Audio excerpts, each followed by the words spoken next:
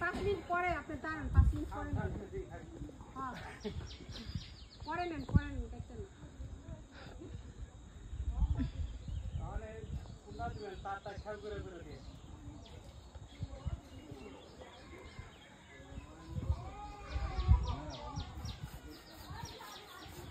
এবার আমি দুধ খেতে হবে না রে আবার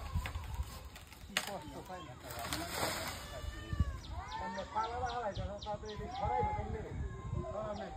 আরে না গাছ কাটতেছে না এখন সরম দরকার নেই আপনি ধরবেন কোনটা কাটবেন ওইয়া